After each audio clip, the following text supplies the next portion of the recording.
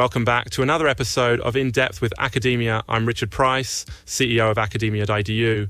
And, well, today we're really diving into something wild. We've got a paper by David Lush, and let me just say it's called On Einstein, Minkowski, Ozyak Relativity. And oof, it's a doozy. Just a quick note before we start. I'll be presenting the paper's ideas neutrally.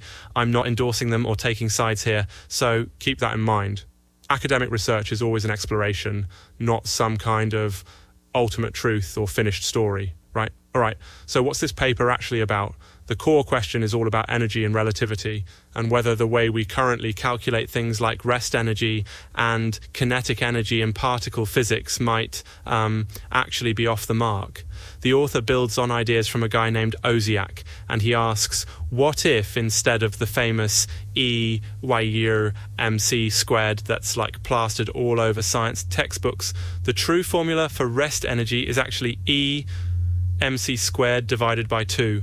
That is E mc2 ho, right? If you remember your high school physics, or even if you don't, you probably know that E mc2 feels like one of those ironclad laws of the universe. But David's saying, well, maybe not. And here's why this matters. If those alternate formulas are right, then, well, the universe might not actually conserve energy in the way we expect, especially in high-speed or relativistic collisions between particles. That's huge because energy conservation is like one of the most sacred cows in science. Take that away, and wow, everything feels up for grabs. Also, this might potentially explain things like dark energy or dark matter, those mysterious phenomena that seem to be causing the universe to expand faster and like holding galaxies together even though we can't see what's doing it. Wild, right? So how does David Lush get there? What's the paper's main approach? He shifts from the usual way physicists describe particle motion using so-called Planck equations to focusing on fully four-dimensional equations based on Minkowski space. Hang on, quick digression. Have you ever noticed how Minkowski makes it sound like we're talking spy novels or something? Honestly, someday someone needs to write Minkowski, space-time, detective. Sorry, back to the science. The point is, Minkowski's four-dimensional equations treat time and space on the same footing, rather than splitting off time as kind of an afterthought.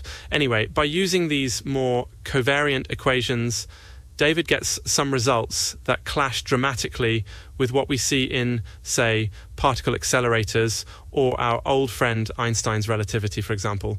He says that instead of E mc2 for rest energy, it's actually half that. Similarly, instead of traditional formulas for total and kinetic energy, we get E g2 mc2 2 and kinetic energy as p2 notuium, even for relativistic cases, with p being the relativistic momentum.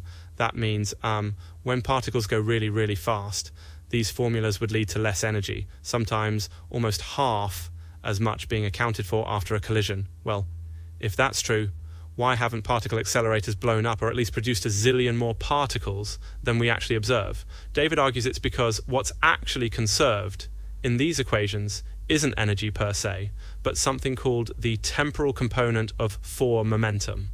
That's a mouthful, but it's basically a chunk of math that, according to this view, tracks with observations but isn't exactly the energy we're used to talking about. Okay, practically, what does all this mean for you and me? Honestly, most of us aren't smashing subatomic particles daily. Instead, the big questions come in when we're trying to understand the deeper universe. Are these strange ideas a possible reason for why energy appears to be missing in galaxy dynamics? Or why cosmic expansion seems to be, well, on overdrive? Maybe. David suggests that energy non-conservation, if it happens, could feed into what we call dark energy. Similarly, matter and antimatter could behave differently under these formulas, maybe helping make sense of missing mass or dark matter. These are still open questions, though.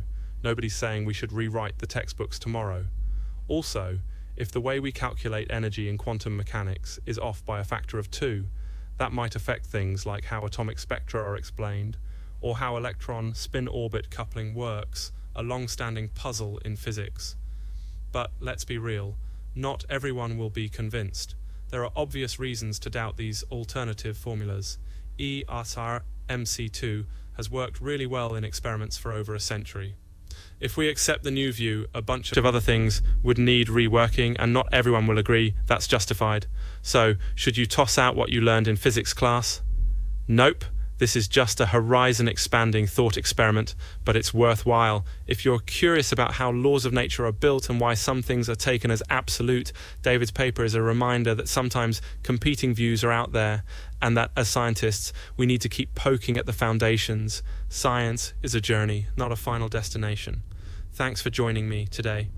Remember, you can check out the full paper by David Lush if you want to see all the details and equations for yourself, because, well, some things really need to be seen with your own eyes. And as always, this is just one perspective.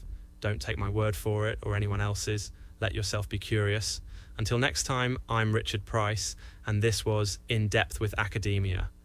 Stay curious, and I'll see you soon.